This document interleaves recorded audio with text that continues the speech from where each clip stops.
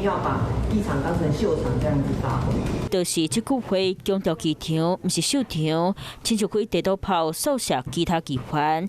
宜兰县民进党议员这期，国民党宜兰立委参选人黄金庭找借口解说议会即阵落价。你代表要代表宜兰县市甲一般你若无讲假讲话、欠讲话。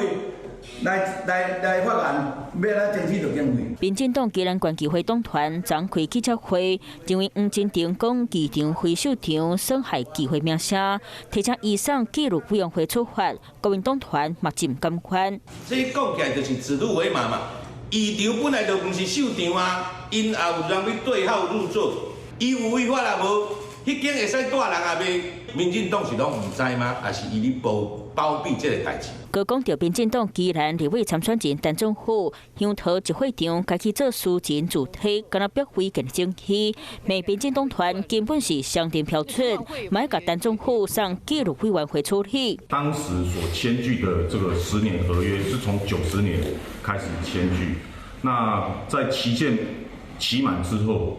地上物就是属于这个土地所有权人的，这在当时的这个契约里面是有写清楚的哦。过一摆情形解说无违法，宜兰县立委选战，那两党参选人拢是由议员转战，演变做两个议会党团拍团体战，选战进入到关键时刻，紧张气氛嘛愈来愈热。Hello， 我是林仙怡。想要抢先掌握最及时的新闻资讯吗？赶快订阅、按赞、开启小铃铛，锁定华视新闻 YouTube 频道。